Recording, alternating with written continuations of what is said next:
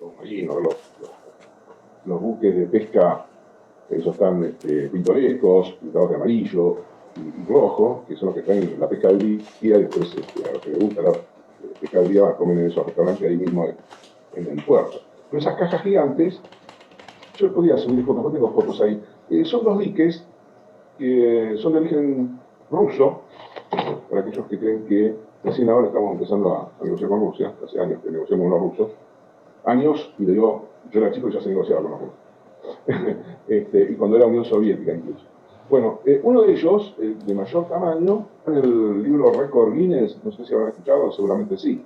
Bueno, ese dique seco y récord, bueno, porque fue el dique que mayor millas náuticas recorrió de un punto a otro, es decir, vino desde Rusia hasta Mar del Plata directo. Obviamente remolcado, ¿no? Porque no tienen propulsión. Pero es muy interesante, estos dos diques pertenecen a un astillero privado, un muy buen astillero. Nosotros llevamos a los chicos, en la época de sufrir pandemia, hemos llegado a los chicos al Colegio de Abogados de Mar del Plata, hicimos 6 millas 201, los llevamos a recorrer el astillero, el SPI.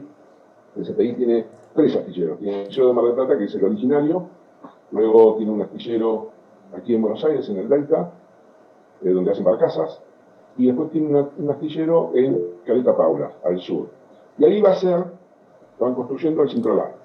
Un Syncrolife, o Syncrolife, como dicen en los talleres, para encontrar uno, por ejemplo, en Tandanor.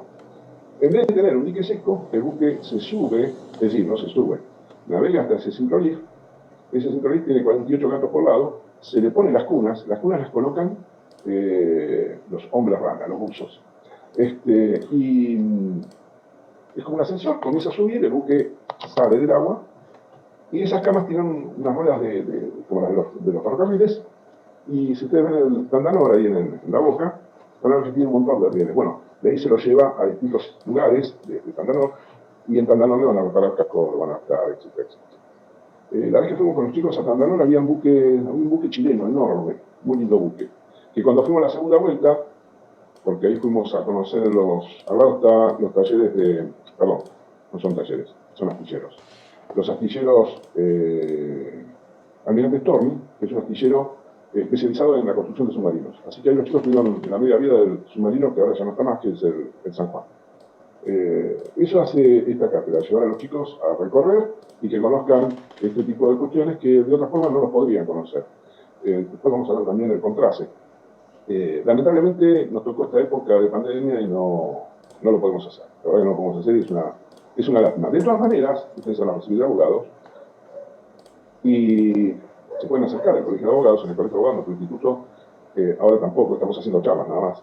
Pero en algún momento, si esto se levanta, vamos a hacer las visitas para abogados y jueces, así que por ahí se pueden conocer una fábrica de aeronaves, como por ejemplo de las rotativas, el Cerredillo, Secaré, o conocer algún astillero, o ir hasta Mar del Plata, o ir a otros lugares para que ustedes, por ejemplo, a Ensenada, que se cumplió un aniversario más de 200 años de Ensenada, ahí están los astilleros, Río Santiago. El tema del astillero es interesante, ¿por qué? Porque da mucho más trabajo, y trabajo de personal habilitado a tales efectos, y mueven más gente que la construcción. Nosotros estamos acostumbrados, o el periodismo nos acostumbró, no estoy haciendo responsable del periodismo, lo que pasa es que es nuestro medio de comunicación. Aquí, bueno, la construcción es la industria madre que mueve. Si ustedes vieran lo que mueve un astillero, tendríamos que tener muchos más astilleros. Tenemos unos cuantos, en Parcamentira, y construimos bastante. Esto lo tengo en cuenta porque después vamos a ver remolque maniobra, y ahí en el astillero de CPI vimos el primer remolque maniobra que gira a 360 grados, que está hecho es un remolque alemán que está construido en la República Argentina bajo licencia, así como en el astillero Stormy los submarinos se fabrican bajo licencia. Muchísima gente que trabaja directamente, los obreros tienen jerarquía, porque para ser soldadores, por ejemplo, tienen que tener los cursos, las habilitaciones. Te doy un pequeño ejemplo: cuando se hizo la media vida de San Juan, para poder cambiar batería, reparar motores, etcétera, es un buque que tiene 2 motores, uno eléctrico y el otro es diésel oil. El diésel oil es cuando está en superficie y que mueve, igual que el ferrocarril, ¿se acuerdan? Mueve un generador que produce electricidad, carga las baterías y luego se sumerge y funciona con motores eléctricos, lo cual lo hace extremadamente silencioso. De hecho, el San Juan en maniobras que hizo en Estados Unidos, ganó el premio a la mejor tripulación de submarinos por el papel que había hecho, porque no lo pudieron detectar, y eran buques norteamericanos. Así que fíjense la trascendencia de la inclusión de todos estos marinos. Más allá de eso, se corta en medio y luego se vuelve a unir. Se tiene que soldar. Y esa soldadura tiene un error que no pasa del 0,2%, el 0,2 y el 0,4. Una vez soldado se hace la habilitación por parte de la Autoridad de Aplicación Argentina, pero para poder salir a hacer pruebas de agua, tienen que venir los alemanes. En el caso de San Juan es un buque construido bajo licencia alemana, y ellos dan la habilitación final. Si los alemanes ven que no está hecha bien la soldadura, hay que volverla a hacer. Una vez más, los alemanes siempre quedan admirados con el trabajo que hacen nuestros obreros, ¿no? En los astilleros. La soldadura 0,2, como digo en el San Juan, es soldadura perfecta, considerada así a nivel internacional. Esto se lo cuento para que ustedes vean que hay un país que trabaja, que no son todas pálidas, como solemos recibir.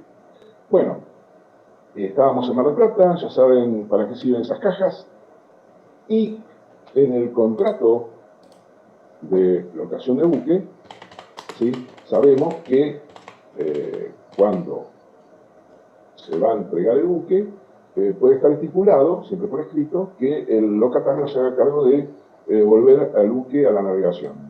¿Sí? No solamente entrega el buque en el lugar en tiempos convenidos, ¿sí?, sino que luego lo tiene que devolver. Transcurrido el plazo, el tiempo, lo debe devolver, ¿sí?, de acuerdo también al término que se contrató o se estipuló. Y en el mismo estado, obvio, salvo los daños originados. Y esto es y ya no está más este término que es fortuito, o fuerza mayor, o por su uso normal, ¿sí? Y el contrato también lo tiene que crear libre de tripulación, si es que el buque se alquiló desarmado. Desarmado quiere decir que el buque se entrega como está, con certificado de navegabilidad, etcétera, etcétera, y el armador lo va a armar ¿con quién? Va a designar el capitán. ¿Se acuerda que cuando lo vimos eso, una cosa del servidor con la otra? Entonces se arma el buque. ¿Cómo se arma el buque? Con el capitán. Designa al capitán y el capitán designa a la tripulación. ¿Sí? Entonces también lo puede locar armado y tripulado o desarmado. Esos son más o menos los términos. No quiero aburrir mucho con esto, pero es parte de este trabajo es cumplir con el contrato. Ustedes saben que los contratos son. Bien, vamos a las obligaciones. Vamos avanzando de a poquito.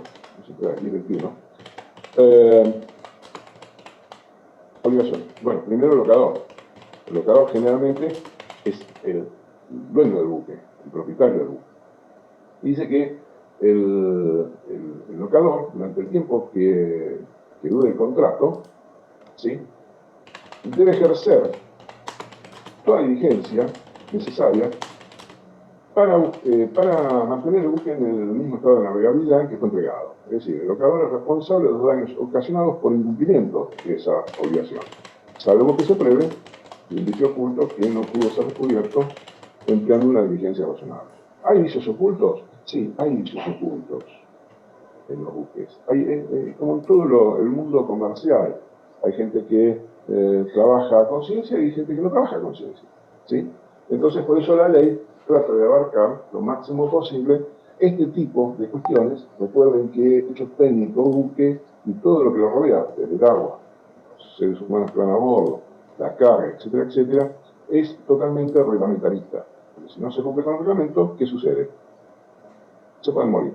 No hay alternativa.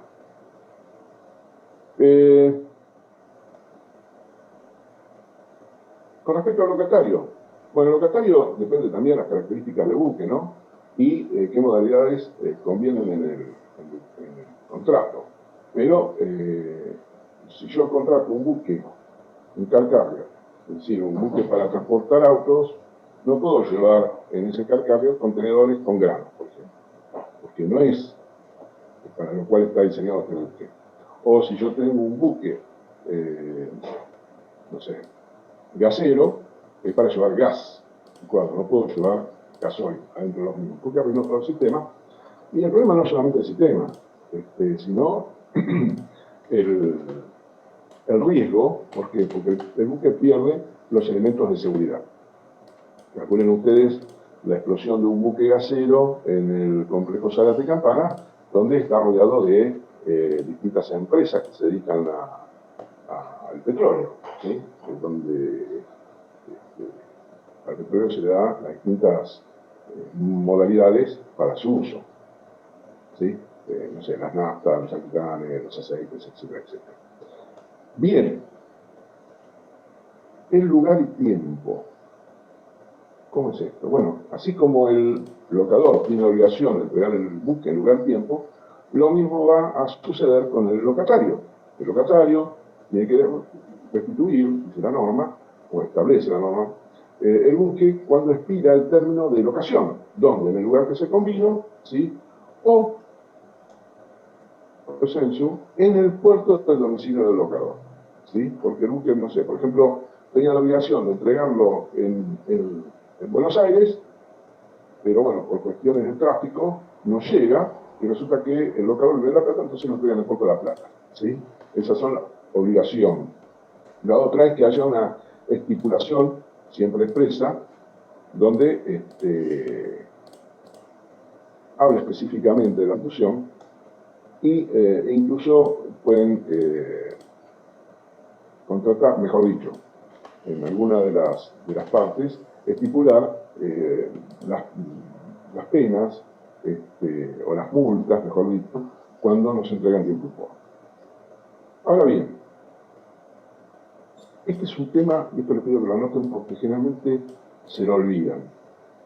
Y digo por qué es importante, porque tanto en el buque como en la aeronave vamos a ver, ¿sí?, que la prescripción son las que denominamos prescripciones cortas. Entonces, todas las acciones, ¿sí?, que se derivan del contrato de locación prescriben transcurrido un año. Contando esto, ¿sí?, el plazo se va a contar desde la fecha de vencimiento, o si hubo una rescisión de contrato, de la fecha de rescisión, o si hubo resolución del contrato, desde la fecha de resolución, ¿sí?, o a partir de la entrega del buque, si es que fue posterior, y en caso de pérdida, desde la fecha en que debía ser devuelto. ¿Qué es caso de pérdida? Que los complejos por ahí de este artículo. Y bueno, se puede haber vendido el buque. Entonces, así como se hunden los buques. Sí, se hunden los buques. Recuerden que siempre para nosotros es importante que el buque tenga ¿qué cosa? Propulsión. Por eso cuando vimos personal, tenemos personal de cubierta y personal de máquinas. Una preguntita, Las doctor. máquinas son esenciales. Sí. La prescripción, gracias. ¿La prescripción se refiere a algún tipo de reclamo? Porque se me cortó un poquito el audio. Claro. Si usted, a ver, yo tengo prescripción corta. Esto Sí. lo van a ver también en el aeronáutico, así que ya se lo van a acordar. Sí. Cualquiera de las modalidades de finalización del contrato, a partir de esa fecha, contamos un año. ¿De qué estamos hablando? Me preguntan acá Nora Solís. Ahí Nora, anda viajando mucho usted. La 20.094, la ley de navegación. No, entré tarde. Está en Grecia, está bien. Ahí Gisela le está contestando también. Bueno, supóngase que yo, me estaba preguntando María Teresa Solís. Sí, Hacemos un contrato, yo le loco el buque a usted, ¿sí? Entonces yo soy usted es el locatario, yo soy el locador. Y conviene conmigo, perdón, me estoy expresando mal, conviene conmigo en que la devolución del buque va a ser el 6 de mayo a las 14 horas. En el puerto de Buenos Aires. Entonces yo, locador, voy a esperar el buque. Porque recuerden que pedir atención, o locador a local. ¿Sí? Entonces, a partir del 6 de mayo, tiene que contar un año. Entonces, ya no puedo hacer ningún tipo de reclamo. ¿Por qué? Porque prescribió. Ahora sí. Tengan cuidado con eso. Yo se los voy a volver a repetir cuando veamos los de aeronaves, ¿no? Porque hay una confusión. Cuando empezó a funcionar, uy, ¿cómo estoy? Discúlpeme, no, por favor, María Teresa. Código Civil y Comercial, 1 de agosto de 2015, bueno, hubo todo un revuelo. Recuerden que nosotros estudiamos por 2 códigos, ustedes por ahí, algunos por ahí estudiaron por el Código Civil y después se tuvieron que estudiar los 2 códigos, conjuntamente con este nuevo código. Pero en este nuevo código entra una figura muy interesante que es la defensa del consumidor. La prescripción en defensa del consumidor es de 3 años. ¿Estamos de acuerdo? Ahí vamos bien. Si ustedes me corrigen o me preguntan, yo no tengo inconveniente. ¿Qué pasa si nosotros nos subimos a un buque como pasajeros y sufrimos una lesión arriba del buque? ¿Cuánto tiempo? 1 año. ¿Sí? O mandamos mercadería, 1 año. O devolvemos el buque y el daño bueno, el reclamo es 1 año. Y en aeronáutico pasa lo mismo. Lo que sucede es que algunos abogados, viendo la ley de la defensa del consumidor, y esto es una discusión que tenemos con el Instituto de Defensa del Consumidor del Colegio de Abogados, al cual somos amigos con el director y entendemos que corresponde lo que corresponde, de acuerdo al Código Civil y Comercial, se han presentado ante tribunales solicitando la prescripción de dicha ley y de lo que señala nuestro Código Civil y Comercial. Pero ¿qué pasa? Se ve que en el código establece, salvo, o sea, como excepción, ¿sí? Como excepción, es el artículo 226, para que pregunto que no llegué a ver el nombre. Me preguntan el artículo de la prescripción. No voy a preguntar el artículo, pero bueno, ya si lo quiero saber se lo digo.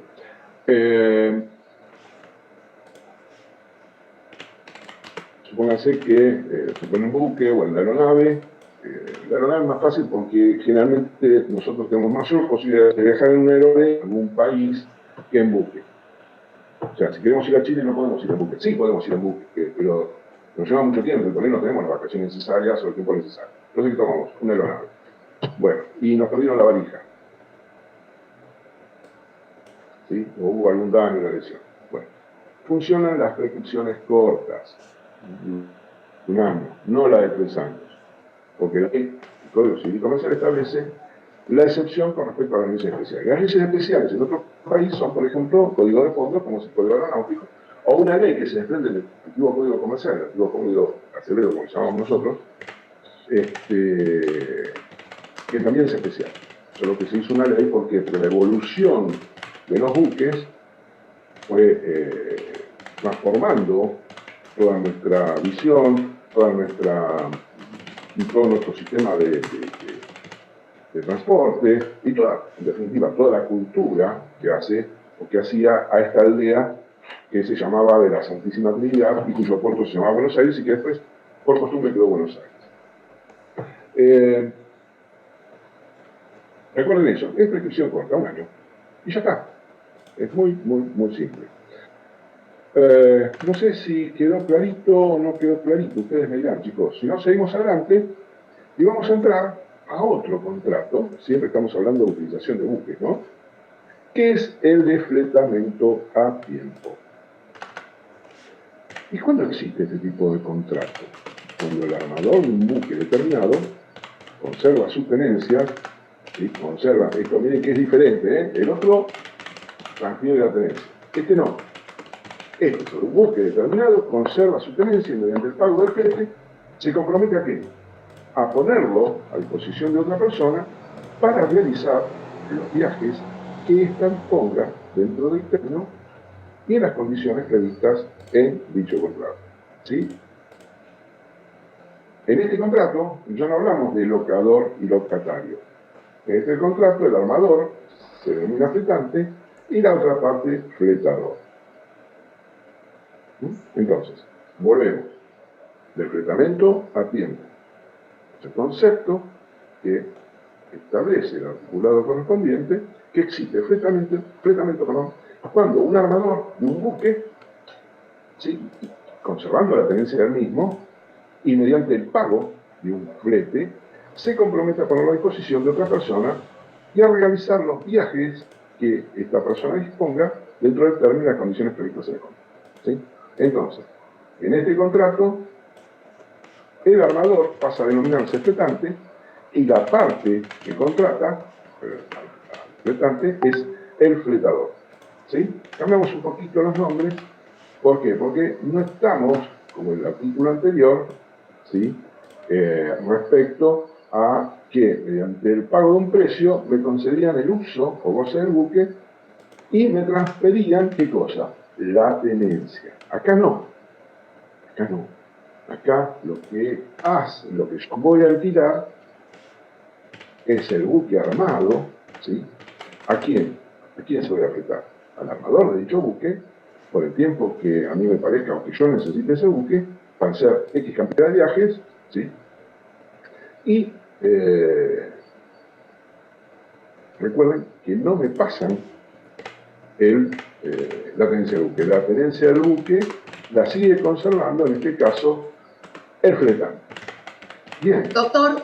¿Cómo va? No me tiempo. No. Doctor, un ejemplo puede ser, sí, por ejemplo, hay empresas que hacen viajes a Bariloche que contratan el catamarán para ir a Isla Victoria durante la temporada de invierno para llevar a los estudiantes. Ajá. ¿Eso podría ser un contrato de este estilo? Sí, se puede hacer mediante contrato. De hecho, no es que se puede, debe hacerse. ¿Sí? Debe hacerse, si no, ¿quién responde? ¿Verdad? Exacto, a la isla Victoria. ¿Cuánto se mueve por ahí? ¿Ustedes saben ya en el por qué se llama Isla 2018 Victoria? sigue igual. No, sí, la isla supongo que sí. Supongo que la isla debe seguir igual, porque si bien se van transformando, tardan miles de años, y no soy tan viejo. ¿Por qué se llama Victoria, Nora? Ya que estuvo. Iba con un contingente de 70 estudiantes. Obviamente que no escuché la parte histórica. No, pero eso se pregunta, no se la van a contar, ¿eh? No conozco ningún guía que haya contado la historia. No, hicieron una breve introducción. Sí, cuando empezó la navegación. ¿Ah, sí? Pero, sí. ¿Qué dije? Estuvo Walt Disney. No, Estuvo Walt Disney por ahí. Estábamos en otra todos. Sí. Ahí Walt Disney tuvo la península de Quetrihue. De ahí salió los colores para el Bambi. Los colores del Bambi son de la especie arbórea que cunde en la península de Quetrihue. Se llama Victoria porque todos me dicen es por la reina Victoria, porque justo fue en el siglo XIX y nosotros teníamos así como una división. Sí, los arrayanes, muy bien. El arbolito se llama los arrayanes. Es precioso ese árbol. Decía entonces que en época tuvimos una parte de nuestra inteligencia, de aquellos que llevan el poder, divididos, unos los más cultos hacia la ciudad luz, es decir, París, y otros hacia Londres. Porque a uno les interesaba el comercio y a otros les interesaba la cultura, así de sencillo. Y si bien Francia también era netamente comercial, cumplía más su parte científica, etcétera.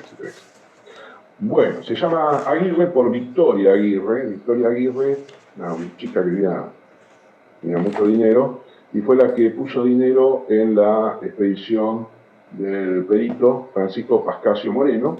Entonces, cuando a Moreno el gobierno lo premia con grandes extensiones, incluido el lago Nahuel Huapi, que después él decide donarlo para hacer el primer parque nacional, bautiza la isla con el nombre de Victoria, que también Victoria es la que donó el terreno del Club Atlético San Isidro. Los que conocen San Isidro, hay una casita de Sango, con todas esas tierras fue donada por esta muchacha. Le gustaba la filantropía. Bueno, sigamos adelante. ¿Cómo es la forma del contrato? Doctor, una pregunta. Y esto se lo digo porque pues... ¿Qué tal? Buen día. Una consulta. Una pregunta que no... Una pregunta. Hernán, sí. El tiempo de los contratos, un mínimo, un máximo. No hay ni mínimo ni máximo. Bien. ¿Por qué? Porque después es una cuestión práctica comercial. Si usted necesita fletar un buque para llevar maquinaria agrícola a Venezuela, como se ha hecho, ¿sí? Ahora Venezuela, salgamos de Venezuela, a otro país, a Brasil. Le exportamos maquinaria agrícola y voy a necesitar un buque para transportar 20 máquinas agrícolas que van a ir desarmadas en varios contenedores, y eso me va a requerir contratar un buque, ¿sí? Que pueda aportar contenedores pero no puedo llevar todo junto, porque las máquinas no las hago todas juntas, voy haciendo con tiempo. Entonces lo voy a contratar por el tiempo que dure terminar las máquinas y entregar las máquinas. Ahora que entregué las máquinas, ya no necesito más el buque. ¿Me explico? Sí, sí, Entonces lo va a contratar por X cantidad de viajes o de tiempo, porque depende de lo que esté pagando o construyendo. Entonces se maneja con esos plazos. No sé, Hernán, ¿no era? Sí, Doc. Sí, Hernán. No sé si fue claro. Sí, sí, se puede estipular que Porque una ahora vez si- que se resuelva con la entrega de por todas las eso, maquinarias. por eso dice realizar los viajes que éste disponga dentro del término y las condiciones previstas en el contrato. Eso es lo que van a contratar el fletante y el fletador. Por eso se llama desfletamiento a tiempo este contrato, ¿sí? ¿Qué pasa o cómo hacemos para que este contrato nos resulte válido ante terceros? Bueno, si es un buque de 10 toneladas o más de activo total, este contrato se hace por escrito y, o mejor dicho, inscribirse en el Registro Nacional de Buques, siempre dejando constancia de dicho contrato en el certificado de matrícula. ¿Por qué? Porque cuando uno va al Registro Nacional de Buques, porque quiere cobrarse algún crédito contra un buque, lo va a tener que identificar con la matrícula, nombre y matrícula, ¿sí? Entonces, es como si fuera un auto. Hay que identificar un auto en el registro de automotor, lo van a identificar por la matrícula, es decir, lo que nosotros vulgarmente decimos patente, la chapa patente. Entonces, usted da la chapa patente y le van a dar la información. Si usted va sin la chapa, le van a decir, mire, señora, acá tenemos 10.000 automóviles registrados. Bueno, pero este es un Peugeot, yo, 403. Bueno, tenemos 60 de esos. Bueno, no, ¿quiere sacar 60 certificados? Se lo damos, sale una plata, ¿verdad? ¿Se entiende por qué se hace eso? Bueno, sabemos que está el fletante y el fletador. El fletante es el armador que, vuelvo a reiterar, no me canso, conserva la tenencia del buque. No es como en el contrato de alquiler que le pasamos la tenencia, ¿sí?, al locatario. ¿De acuerdo? ¿Sí? ¿Me escucho bajito? Disculpe, forma Sí, de lo contrato. escucho. Forma de contrato, dijo por escrito, inscrito en el Registro Nacional de Buques y algo Sí. más que me perdí al principio. Sí, tiene que ser buque de 10 o más toneladas de altura. ¿Se acuerda que cuando hablamos de buques, ya que estamos, repasamos un poquito, hablamos de buques, dentro de la acción de buques mayores y buques menores? Los buques mayores son aquellos que tienen más de 10 toneladas de arquero y los buques menores, obviamente, son los que tienen menos de 10 toneladas hasta 2 toneladas. ¿Por qué? Porque tenemos registros jurisdiccionales. Entonces, yo les había dado un ejemplo: si tengo un gomón y lo tengo que registrar, no voy a llevar el gomón desde el puerto de Goya hasta el puerto de Buenos Aires para registrarlo. Digamos, va en contra del principio de la economía. Entonces, como en Goya está la autoridad de aplicación, y la conocemos como chicos, no somos chicos, son exalumnos, una de las visitas que hacíamos era a prefectura, y ahí tiene registro jurisdiccional. Entonces, o por ejemplo, Quilmes, si tiene una Q, ustedes saben que es de Quilmes, si tiene una SF, es de San Fernando, y una P es de Tigre, y así sucesivamente, depende del lugar. Ahí me acuerdo ahora que estábamos en la sala de radio con todos los alumnos y, claro, no conocen la actividad de prefectura naval y menos como autoridad de aplicación. Y justo había una urgencia de una mamá que estaba en una isla que estaba por dar a luz. Imagínate, en una isla, ¿cómo hace para llegar hasta el hospital? No tienen ni bote tenían. Bueno, ¿quién actúa ahí? La prefectura naval argentina. Fue con la lancha, la rescató con personal médico y cruzaron el río y la estaban esperando una ambulancia del municipio y la llevaron al hospital y tuvo a luz. Bueno, esa es una de las funciones para las cuales, aunque ustedes parezca mentira, está formada esta policía, que es la más antigua del país. Es decir, es más antigua de la época del virreinato, pero de todas formas comienza a funcionar a partir de 1800. Bien, seguimos adelante, chicos. No sé cómo estamos de tiempo. Tenemos tiempo. Hoy podemos charlar un ratito más porque tenemos tiempo. ¿Cuáles son las? Recuerden que acá las personas cambian el número, ¿no? Fletante y fletador. Estamos hablando de fletamiento a tiempo. ¿Estamos de acuerdo? Fletante, fletador. Bien. Ya sabemos ¿Cómo es la forma del contrato? Si es de más de 10 toneladas, tiene que hacerse por escrito e inscribirse en el Registro Nacional de Buques. Bien, porque me contesten eso, yo me doy por más que satisfecho. ¿Cuáles son las obligaciones del fletante? Bueno, la de poner, obviamente, el buque a disposición del fletador, ejerciendo, ¿sí?, toda diligencia necesaria para que el buque en ese momento esté en estado de navegabilidad, armado y tripulado, reglamentario y convenientemente activo, que pueda ser empleado. ¿Para qué? Para el destino establecido ¿dónde? En el contrato, ¿sí? Por lo tanto, tiene que tener también la documentación, ¿sí? Tiene que estar en el lugar y en el momento estipulado, ¿sí?, donde siempre pueda estar a flote. Esto está fantástico. No sé si fui claro. Esta es la obligación ¿de quién? Del fletador. Es decir, el fletador tiene la tenencia del buque y, no sé, a ver, como Hernán es el fletante y dijo, bueno, yo necesito el buque para hacer X cantidad de viajes. El primer viaje vamos a salir del puerto de La Plata el 6 de mayo a las 6 de la tarde. Entonces, el buque tiene que estar a esa hora. ¿Para qué? Para que lo pueda activar, lo pueda cargar, lo pueda comunicar, o lo pueda hacer el arrumaje como corresponde, etcétera, etcétera. ¿Sí? ¿Para qué?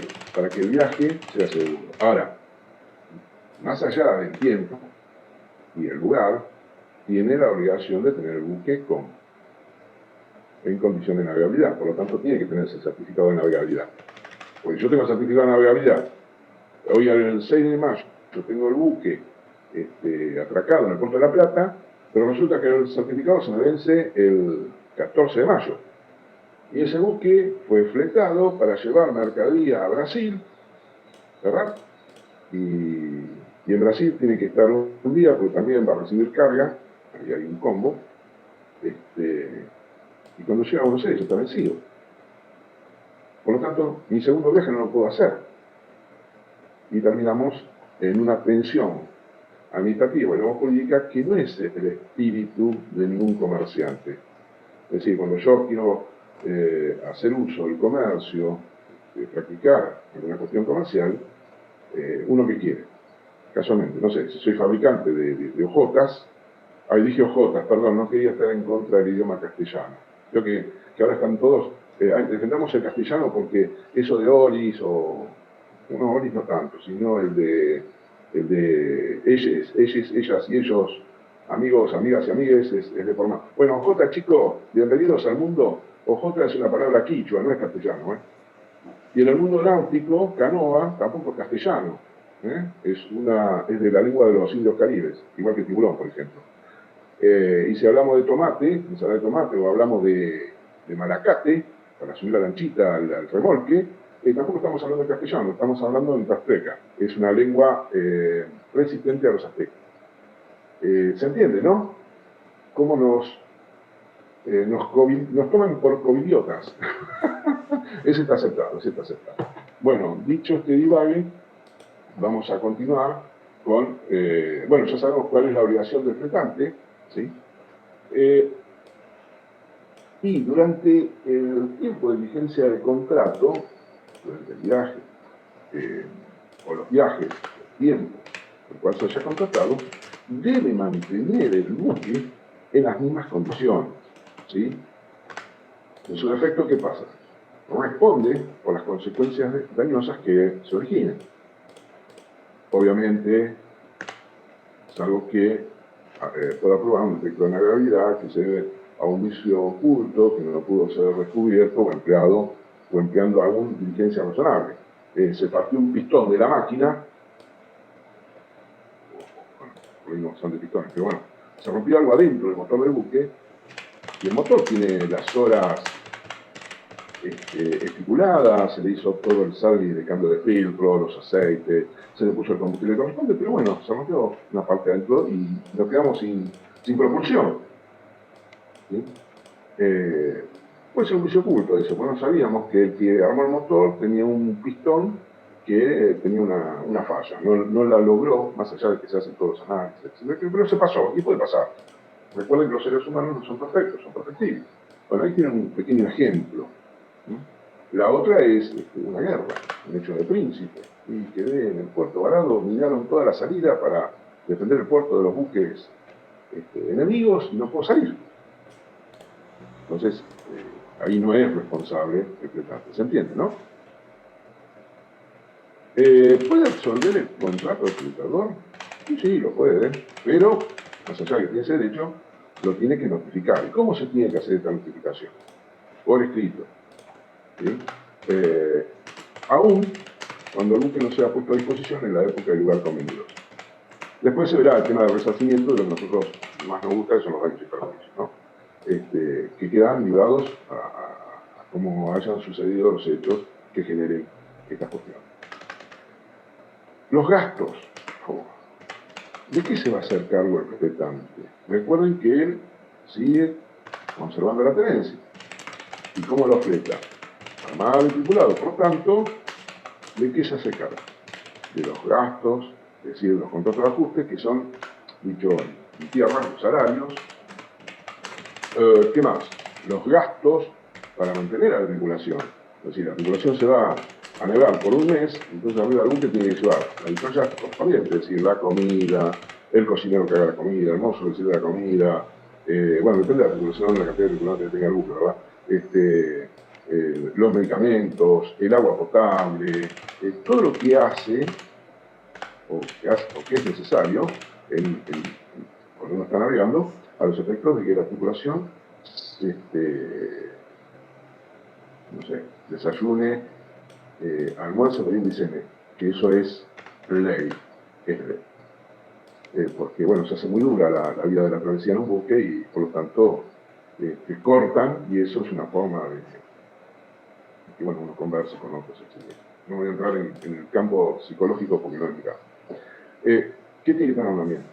El seguro es muy importante, los buques tienen que tener seguro, señores, sí o sí, ¿sí? Y después, repuestos, ¿sí? de artículos de cubierta, como puede ser una cadena, mangueras hidráulicas, debe haber algún ejemplo, ¿no?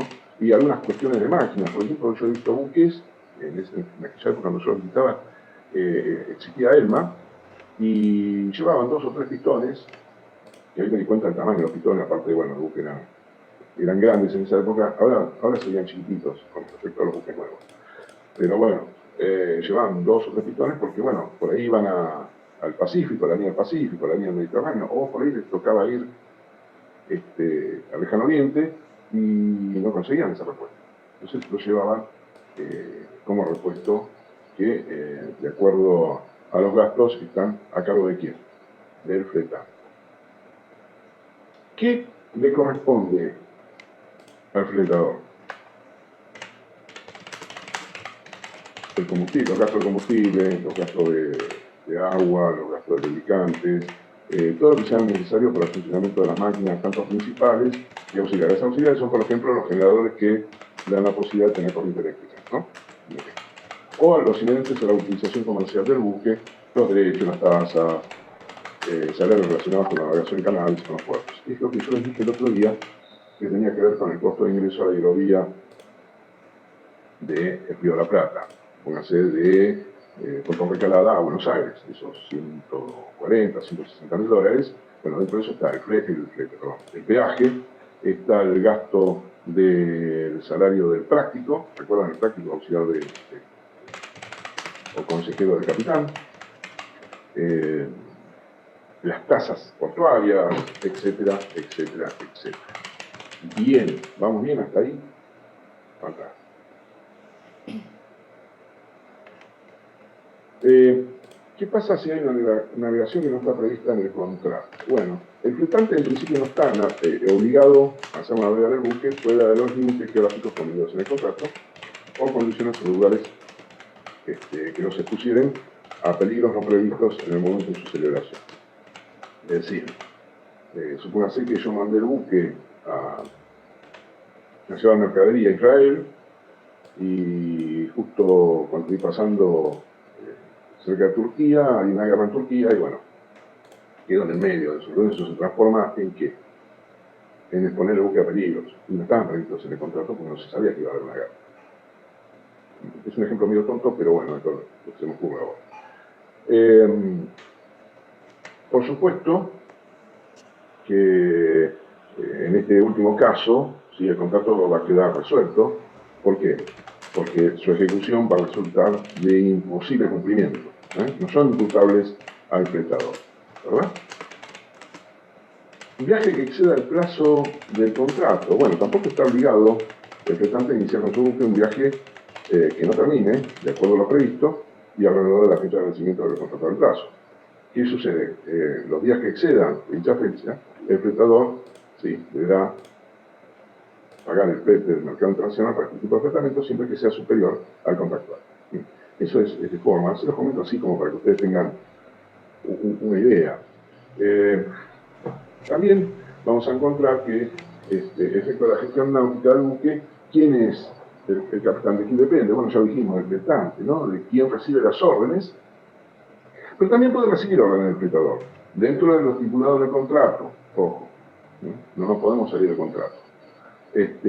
¿Y a qué puede hacer o dar órdenes el prestador? Y bueno, generalmente, o especialmente, mejor dicho, en todo lo que se refiere a la estiva, es decir, a la carga, al transporte, y a la entrega de dichos efectos en destino, o al transporte de personas en su caso y a la respectiva documentación. Es decir, yo voy a llevar, como dijo nuestra compañera, y ya voy terminando el recreo, si quieren, si lo seguimos, ¿dónde está la compañera? Nora. Llevó 70 alumnos en uno de los catamaranes a la isla Victoria. Bueno, son alumnos, tendrán un contrato especial, pero supónganse que llevo 70 adultos y acá me piden que admita rapidez. Llevo 70 personas y esas personas son extranjeras. Bueno, tiene que llevar la documentación que se le exige. ¿Cuál es? El pasaporte. ¿Por qué? Porque se puede descomponer. A ver, no tiene por qué ser un hecho de sangre o algo amarillo, pero se puede descomponer una persona. De hecho, sucede, se descompone y bueno, debe saber, tiene que tener una documentación. ¿Qué pasa si está grave? ¿Quién le aviso? Bueno, él viajaba solo, y tengo que llamar al consulado de cuya nacionalidad se trate. ¿Entiende? Por eso tienen ese tipo de cuestiones. Bueno. Sí, acá estamos presentes. Bueno, vamos a seguir, ¿sí? Un poquito más adelante. Bueno, el pago del flete, eso lo ven ustedes, es una... lo definen ellos, ¿sí? En el momento del contrato, pero el flete se paga en general. Recuerden que hay dos derechos consuetudinarios, hay muchos usos y costumbres en la náutica, y en general se paga por periodos mensuales y por anticipado, ¿verdad? Salvo estipulación de contrato, el fletante, con notificación del fletador, obviamente puede resolver el contrato y retirar el buque cuando deja de pagar la cuestión. El flete. ¿Qué pasa si el buque se pierde? Bueno, se pierde el buque, el flete se debe hasta el día de su pérdida. Es decir, yo contraté tantos días, el flete valdrá, lo voy a pagar hasta el día que el buque dejó de funcionar o se hundió o se perdió. Y ahí habla del salario, lo que nosotros llamamos contrato de ajuste también, que en el caso de los contratos de ajuste del salario, va a ser adquirido por mitades iguales entre el prestante y el prestador, deducido obviamente gastos, indemnizaciones, participaciones de los capitanes, tripulaantes, etcétera, etcétera, etcétera. En caso de avería común, contribuye el flete de la carga y no el fletador. La avería, ¿qué es la avería? Porque yo estoy hablando cosas que todavía no vimos, pero están en la letra de la ley, en el espíritu de la ley. Vamos a encontrar la avería, generalmente el término avería nosotros lo conocemos como una avería técnica. Se me averió el auto, la moto, bueno, la bicicleta no decimos se me averió, pero bueno, se rompió. Cuando hablamos en ese sentido, el tío es una avería que se refiere simplemente a lo técnico. Avería también lo van a encontrar, y profundiza el derecho comercial, más que comercial, del derecho tributario, van a encontrar que la avería, antiguamente era un impuesto que se cobraban los buques mercantes, ¿sí? Aquellos que transportaban cargas o trasladaban personas, o personas primero y cargas después, En aquellas épocas eran, sobre todo los buques de carga, sobre todo los buques que venían de América cargados de oro, plata, etcétera, etcétera, sufrían el constante acoso de los piratas, de los corsarios, etcétera, etcétera. Lo mismo pasaba cuando el centro del mundo estaba, cuando Grecia dejó de ser el centro del mundo y pasó a ser el centro del mundo Italia, sobre todo Génova, el puerto como Génova. Recuerden que se volvió a rehabilitar lo que hablábamos la otra vez con ferrocarriles. Hoy se habla de la nueva ruta de la seda, en aquella época la ruta de la seda era el traslado a un buque hasta lo que es el estrecho Canal de Suez, ahí arriba de un animal, y después buque de nuevo para adquirir sedas, pimientos, joyas, etcétera, etcétera, que generalmente las traían desde el Catay y el Zipan, es decir, desde China, lo que en aquella época es China, y el Japón. Esa operación demandaba unos 6 meses de tiempo de ida y 6 meses de vuelta. Lo cual se consideraba muy rápido porque se cortaba camino, lo que los ingleses llaman escalada. Es decir, ir por el corazón de la tierra, ¿verdad? Hoy tenemos una nueva ruta de la seda, mucho más corta, y ya que estamos, les comento que Rusia acaba de firmar contratos exclusivos para utilizar el transporte ferroviario para unir el Pacífico con el Atlántico en una forma mucho más rápida, con lo cual le estoy dando significado a este hecho técnico que es el ferrocarril, que evidentemente, y ante las constantes o los constantes hechos de príncipe, por ejemplo, cuando andan por ahí por Hormuz navegando, cuando quieren entrar acá al Mar Rojo, bueno, saben que hay una guerra con Yemen, etcétera, etcétera, etcétera. Entonces, ¿qué hace un buque mercante? Trata de desviarse de esos lugares porque es realmente riesgoso. Entonces, los españoles, vuelvo de nuevo, cuando se traía mercadería de América hacia España y luego su distribución al resto de Europa, y se corren los puertos, el centro iba a ser España y Portugal, en realidad el Reino de Castilla, porque España todavía no está unida, como la conocemos hoy. Por otro lado, el Reino de Portugal, y ahí sus socias, Francia e Inglaterra, que se van a disputar el dominio del mar, que lo termina ganando Gran Bretaña y se convierte en el Imperio Británico, hasta finalizada la Primera Guerra Mundial. Después de ahí no hubo más imperio. Había una avería, pero esa avería era, desde el punto de vista tributario, un impuesto que se le cobraba a los armadores o a los propietarios de buques o a aquellas empresas navieras, a efectos de, con ese impuesto, poder construir y armar buques de guerra. ¿Para qué? Para que fueran de escoltas y los defendiese ante el acoso de piratas o corsarios de cualquier otro país que entró en beligerancia con la bandera del buque. Dicho esto, vamos a la avería. La avería, vamos a encontrar varias, se los adelanto, nada más para que no les quede el término politicando. Vamos a tener avería particular, avería simple y la avería gruesa. Les doy un ejemplo de avería gruesa para que ustedes estén tomando una idea si es que no lo saben. Supónganse que vamos en un buque y en el buque uno de los contenedores se incendia. Ustedes dicen, ¿cómo se incendia un contenedor? Bueno, si llevo carbón y el contenedor no está totalmente estanco, es decir, ingresa un poco de agua de mar, que es salada, se produce una combustión, entonces se prende fuego todo ese carbón. Se me prende fuego un contenedor, poniendo en riesgo el resto de los contenedores. Entonces, ¿qué voy a hacer? Voy a ir al Instituto de Rechazón, voy a tomar el contenedor con una pluma y lo tiro al agua. Sí, ya sé, no es muy ambientalista que digamos, pero bueno, hay que salvar las vidas humanas y la carga del buque.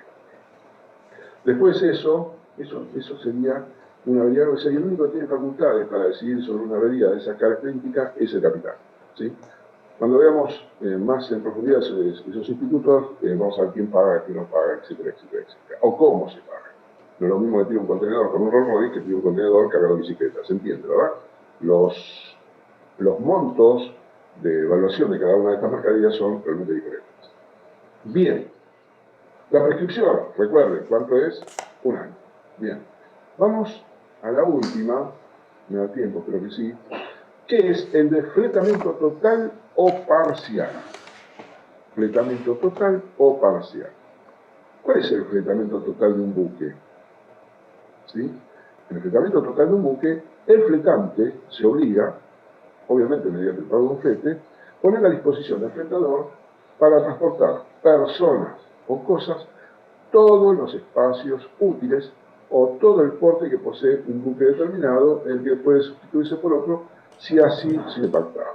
Y acá vamos a tener que hacer paramos un poquito para explicar. Pues parece complicado, pero no es complicado. ¿Cuáles son? ¿Qué es lo que se va a fletar? Los espacios útiles. ¿Y cuáles son los espacios útiles? Si vamos a transportar personas, si el viaje es transatlántico, los camarotes son los espacios útiles, el comedor, donde se va a servir el desayuno, el almuerzo, la merienda y la cena, ¿sí? Algún lugar de esparcimiento, generalmente ahora los que tienen cine, tienen teatro, sala de baile, sala de gimnasia, bueno, pero esos son cruceros. Hablamos de uno que transporta pasajeros, para no complicar la vida. Los espacios útiles. Y si es descarga el buque, ¿cuáles son los espacios útiles? Por ejemplo, las bodegas, donde vamos a echar a granel lo que puede, o sea, trigo, maíz, soja, o los contenedores, donde puede colocar contenedores. ¿Por qué? Yo no puedo utilizar un espacio útil, por ejemplo, la sala de máquinas, porque la sala de máquinas está predestinada o proyectada para ser sala de máquinas. No es un lugar donde uno pueda poner cargas o llevar personas, por ejemplo. ¿Me explico más o menos? ¿Se entiende el objeto del contrato de fletamiento total o parcial? No se refiere al tiempo, por eso no se llama tiempo, sino se refiere a que puedo disponer, ¿sí?, de una parte o de todos los espacios útiles, eso de acuerdo al contrato. El fletamento parcial, ¿sí?, el fletador solamente dispondrá de uno o más espacios determinados. No sé, la bodega 1 y 2. Tiene 8 bodegas, yo voy a disponer de la bodega 1 y 2. ¿Sí? ¿Cómo se prueba este contrato? Y acá quiero que presten mucha, pero mucha atención, porque si Jonathan le toma al doctor Ocampo, le toma al doctor Grosso, pregunta típica. ¿Cómo se prueba el contrato de fletamento total o parcial? Y el mismo se prueba mediante lo que se denomina póliza de fletamento. Entonces, primera pregunta al parcial. ¿Cómo se prueba el contrato de fletamento, ya sea total o parcial? Usted me dice póliza de fletamento, todos lo saben, ya está. Vamos a la siguiente pregunta. Yo tengo generalmente 3 preguntas. Si la 1 estuvo bien, la 2 estuvo muy bien, posiblemente no llegue a la tercera. Si la 1 estuvo bien, la segunda estuvo más o menos, vamos a una tercera como para sacar la flote.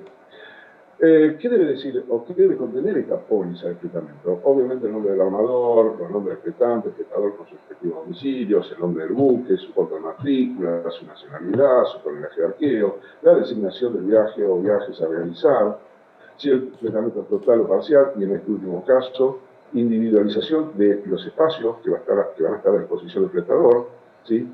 Si es un fletamento para transporte de mercadería, qué clase, qué cantidad de carga a transportar, cuáles son los días convenidos, las estadías, las sobreestadías, la forma de computarla, el monto fijada para la basura. Y si es un fletamento con fines específicos para el transporte de personas, las modalidades del mismo, ¿sí? El flete, su forma, tiempo y su lugar de pago. Ahí tienen una póliza de fletamento, con la cual van a aprobar el fletamento total o parcial. Firmada esta póliza de fletamento, el contrato va a subsistir aunque el buque fuera enajenado, ¿sí? Y entonces los nuevos propietarios tienen la obligación de cumplirlo. Por eso se llama póliza de fletamento, perdón. ¿Sí? Yo vendí el buque, o el buque lo dio en parte de pago, porque debía tener un crédito, lo que fuera. Los nuevos propietarios de ese buque tienen la obligación de cumplir con este contrato, ¿sí?, denominado de fletamento total o parcial, ¿sí?, el cual se va a resolver a través de una póliza de seguro, ¿sí? Bueno, el lugar para carga y descarga, si la póliza no establece el lugar de puerto donde el buque debe cargar o descargar, obviamente eso va a ser designado por quién, por el fletador. Salvo que el puerto en el cual se encuentra el buque, las autoridades portuarias no permitan la disposición de la carga de que se trata, ¿sí? Si yo voy a un puerto que es cerealero, no puedo ir con un buque gasero, un buque petrolero, o un car carrier, o lo que fuera, no importa. No, tengo que ir con buques específicamente para ese tipo de operación. ¿Sí? Ojo que en nuestro país hay muchos puertos de esas características. Por nombrarle dos. Bahía Blanca o el de Quequén. ¿Qué son las obligaciones de la parte? Bueno, el fletante está obligado a hacer saber, siempre por escrito, al fletador que el buque se encuentra en condiciones de recibir o entregar carga. El fletador debe efectuar la carga o descarga en el plazo de estadías estipulado en la póliza de fletamiento de la cual se habla. Bueno, si van más adelante van a ver que hay estadías o estadías, es decir, las estadías no comprenden sino los días de trabajo. Si eso no está estipulado en la póliza de fletamiento, que es una estadía aquella que no comprende sino solamente los días de trabajo. Los usos del puerto determinan su duración, momento a partir del cual deben computarse. ¿Sí? Así como la duración vamos a montar un poquito de forma de pago. Hay puertos que tienen guinches de antigua data y hay otros que tienen otro tipo de posibilidad para descargar o cargar un buque, esa denominada grúas pórtico. Si ustedes ven cuando andan por Buenos Aires, cerca del puerto de la dársena F, el Peine, como se denomina la dársena, van a ver que hay como unas grúas gigantescas, muy grandes, muy grandes, que son los que se encargan de estimar el buque de contenedores. ¿Sí?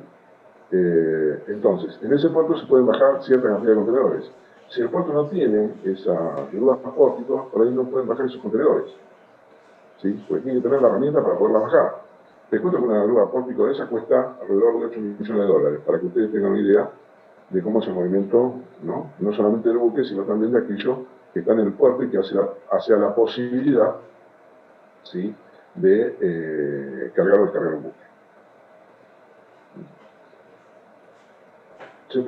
¿Puede haber resolución por parte del fletador? Sí, por supuesto. Tiene derecho a resolver el contrato pagando, sí, obviamente de acuerdo a las estipulaciones que median en el contrato, ¿no? Prescripción. ¿Cuál es la prescripción? Y la prescripción, vuelvo a lo mismo. En los 3 contratos de utilización que hemos visto hoy, que ya no me da tiempo para seguir con otros, es de 1 año. Esto recuérdenlo, ¿por qué? Porque les va a servir a ustedes, incluso para cuando hagan el ejercicio de la profesión, y no se toman los plazos, como solemos decir vulgarmente. El tiempo pasa rapidísimo, por ahí nos comimos un plazo, perdimos la oportunidad de la defensa de nuestro cliente y vamos a tener que pagar nosotros. Y si hay algo lo cual no pienso, acá voy a hacer un ejercicio metafísico, creo en el abogado que tiene un estanque con cocodrilos en cada uno de sus bolsillos. No mete la mano en el bolsillo ni de casualidad. Si usted invita a tomar un café a un abogado, sabe que el café lo va a pagar usted. El abogado, olvídese, no lo paga. Salvo raras excepciones, que las hay, que son las que confirman la regla. Bien. No son difíciles estos contratos, son un poquito largos tal vez. Pero bueno, en fin. Había hablado algo del remolque, voy a adelantar algo del remolcador. Nosotros tenemos 3 contratos de remolque. Lo voy a hacer por arriba, después lo vamos a ver con profundidad, pero para que por ahí vayan leyendo, se vayan interiorizando. Los 3 tipos de contratos que tenemos remolque es remolque maniobra, remolque transporte y remolque asistencia. Reitero, remolque maniobra, remolque transporte, remolque asistencia. Cuando nosotros ingresamos al estuario del Río de la Plata, es un estuario muy difícil, muy complicado, lo cual hace que el puerto de Buenos Aires sea, a nivel internacional obviamente, extremadamente caro. Vamos a necesitar el auxilio de un contrato de remolque maniobra. ¿Qué significa? Que nosotros, con la propulsión del buque, dadas las características del puerto, no lo vamos a poder usar. Entonces, ¿qué usamos? Los remolcadores. ¿Qué son los remolcadores? Son unos muy chiquititos, que tienen una línea, puede llevar hasta 4, depende del tamaño del buque. En general son 2, por los buques que suelen tener tráfico en el puerto de Buenos Aires, y son los que le van a prestar la fuerza de propulsión. ¿Y qué le prestan la fuerza de propulsión?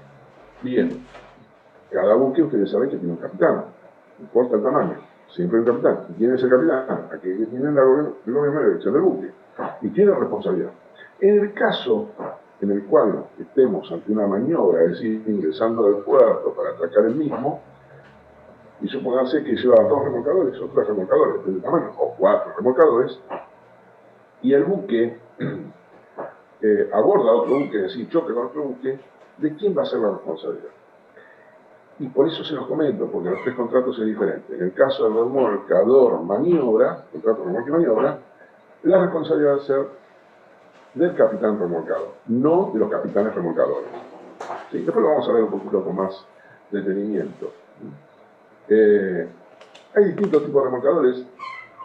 En general, el remolcador tiene una propulsión muy fuerte, extremadamente fuerte, de tal forma que cuando está tirando de un buque, si se corta la vinga, es decir, esa cuerda de acero que lo une al buque remolcado, se corta eso, está la fuerza que tiene que el buque comienza a girar sobre el eje de la hélice, matando a todos sus tripulantes, obviamente, ¿no? Se imaginan, es una tragedia, por eso hay que ajustarse al reglamento y hay que cambiar las vingas de acuerdo a las horas utilizadas, al uso, a que se le da la cantidad de alambres por ahí cortados, etcétera, etcétera. ¿Dónde se fabrica? Bueno, nosotros hemos visto con los chicos en el astillero Almirante Storni, cuando no están fabricando submarinos, lo están fabricando o vagones para ferrocarril, lo están fabricando, por ejemplo, remolcadores. ¿Sí? Y en general, lo que nosotros hemos visto son aquellos que tienen 2 motores, ¿sí? Se denominan remolcadores ASD, Azimutal, Sunrise, disculpen mi inglés, que tienen 2 motores en la popa, ¿sí? Y tienen tobera. Y estas toberas pueden girar 360 grados. Es decir, cada una lleva una hélice, ya sea de paso fijo o paso variable. Paso fijo es cuando la hélice es fija, y paso variable es cuando se puede mover la hélice de acuerdo a las condiciones de la navegación de que se trata. Y giran sobre su eje, aparte de girar en el eje principal. Con lo cual, el remolcador puede ser, de alguna forma, utilizado para empujar el buque para el lado que corresponda, ¿no? Y también SPI, ¿se acuerdan que les dije que estaban haciendo un remolcador, que ya están, hay varios navegando, que es el remolcador del cicloidal o azimutal, que tiene, esto se lo digo, una cuestión de comentario, no es examen, no es un examen que ustedes les preocupa tanto. Tiene una propulsión gobernable de 360 grados, ¿sí? Y estos equipos están instalados bajo el casco del buque, es decir, a un tercio de la proa, es decir, la parte de adelante, la trompa, si ustedes quieren, ¿sí? Que están incluso protegidos con un soporte de dique bajo los mismos, disponiendo en el cuarto final de la quilla trompa de un quillón, que aumenta la superficie mojada y la estabilidad del rumbo. ¿Esto qué significa? Que el motor está en el medio del buque y lo puede hacer girar el buque 360 grados sobre su eje, por eso es azimutal, stand-by. Estos se fabrican en la República Argentina, son espectaculares. Yo tuve la oportunidad de ver el primero que se botó, es decir, que se puso en agua, y realmente me quedé asombrado. Bueno, me quedo corto. Si les interesa, subí la resolución 129/2021,